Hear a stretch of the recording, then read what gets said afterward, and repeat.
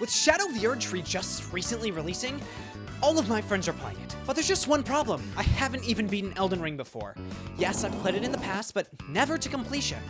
So with the DLC just releasing, I figured I'd beat the game as fast as possible to prevent myself from getting spoiled. With that being said, we need to make a character, and there's only one person I can think of that can easily carry me through the entirety of Elden Ring.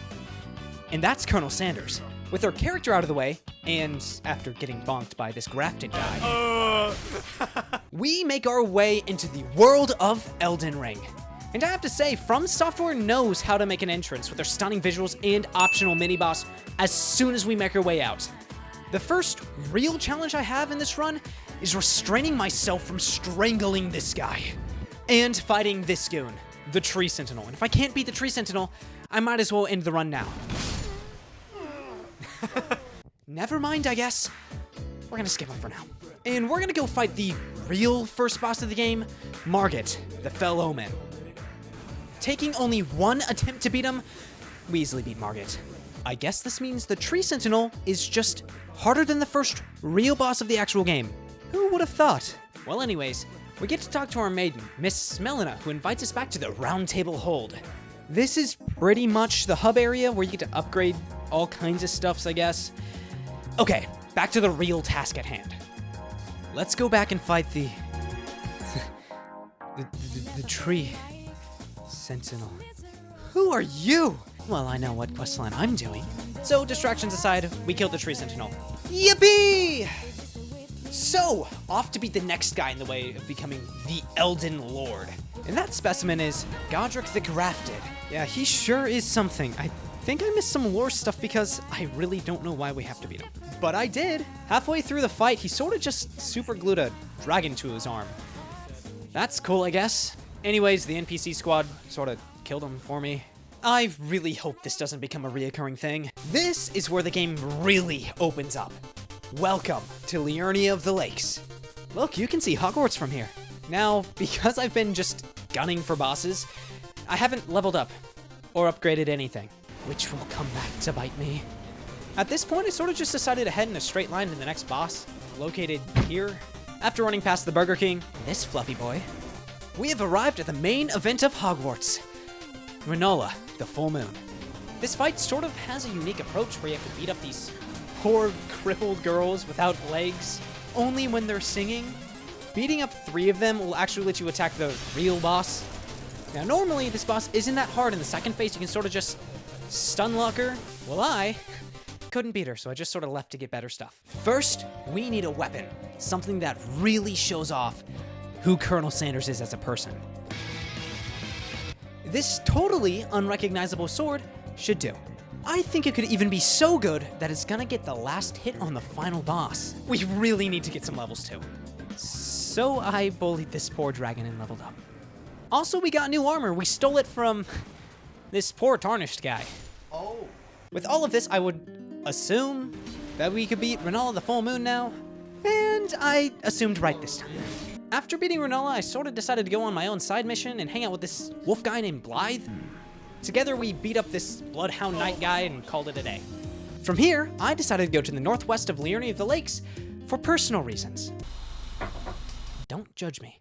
With my personal duties fulfilled, it's time to go get our next Great Rune. I have 2 options from here. I can either go to Volcano Manor, or I can go to the horrible rot swamp known as Caelid, filled with dino dogs and shrimp men. I decided to go to Caelid because I hate Volcano Manor. Now, I was actually here earlier so I could bully that poor old dragon. Now, what we're doing here in Caelid is fighting Star Scourge Radahn, one of the Great Rune holders, which is right through this teleporter. It doesn't work yet.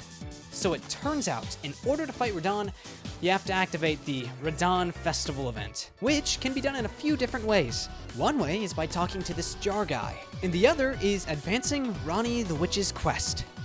You can probably guess which one I did. With all that done, we can now go fight Radahn. This fight can be pretty darn hard, but because we have such an abundance of summons, he goes down really easily. Having his Great Runes really going to help us out in the long run because it boosts all of our stats, including health. That's what we need.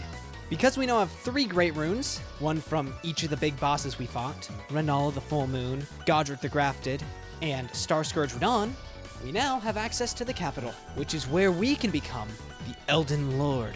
To enter the capital, we run into another tree sentinel, but it's draconic this time. But I know how I can beat him. Unfortunately for this tree sentinel, we have a mimic tier now, so we take him down and head right into the capital. The first boss of this area, the capital, is Godfrey, the first Elden Lord, who went down really easily. But our next challenger is someone who we've already faced. It's Margit, but this time, he's changed. Now he's Morgott. And look at that sword! It sort of looks like congealed engine oil. Cool. So, with Morgott down, we're then informed we can't enter the Erdtree to become the Elden Lord, because we're tarnished. The only way to get into the Erdtree is to burn it down. Well, how do we do that? We gotta beat up the last fire giant left in the entire world. It's sort of sad that he's the last of his kind, and we have to kill him. The fire giant is located on the mountaintop of the giants, or was located on the mountaintop of the giants. I felt so bad fighting him. Halfway through the fight, this happens. And now we just have to beat up a crippled fire giant. After I beat him, I headed up this chain into his cereal bowl. Up here, we can use the eternal flame to set the Erdtree ablaze. After a quick nap, this is not where I wanted to wake up. Now, the reason why we're sent here is to take back death. So, little lore dump. Years ago, Malekith the Black Blade imbued himself with the Rune of Death, pretty much turning him into the Grim Reaper and changing the fate of all the demigods, making it so they are now immortal. We're here to take it back. This in turn will let us burn up the thorns, blocking us from getting into the Erdtree, which is where the Elden Ring is located. Now that you're all caught up in the time that I took to explain that, we already killed Malekith. Being the Holder of Death really didn't do anything for you, did it, bud? Now, back to the capital. With death in our hands, the Erdtree set ablaze, and this guy dead, we are once again at the foot of the Erdtree. Guess what? Godfrey's actually here in person this time, so we get to beat him up for real. But I'm not gonna fight him yet. I have a really quick side quest I need to do. We are going to the underworld to fight a big,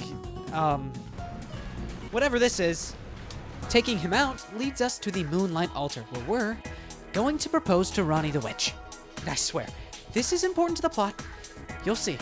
Now, back to Godfrey, the first Elden Lord in the flesh this time. Phase 1, he sort of got this JoJo stand. But fear not, I have a very gooey boy. In Phase 2, he,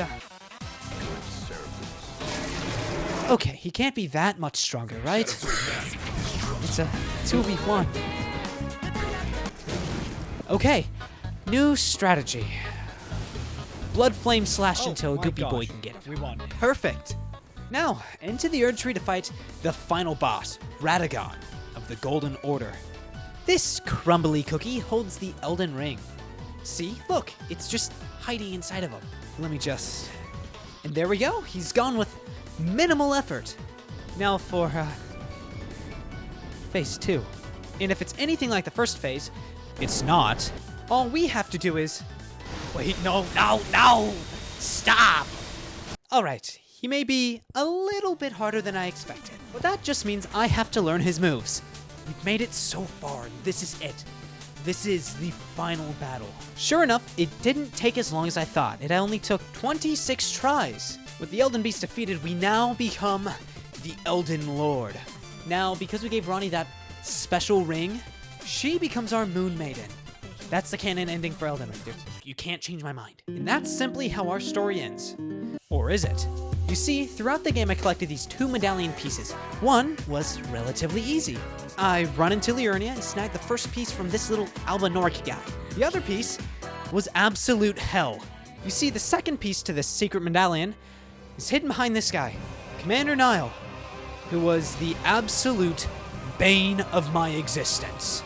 Why did I go through all of this pain just to obtain these 2 medallion pieces? So I can fight the real final boss of Elden Ring, Malenia, Blade of Mikola. She's never known defeat, you know.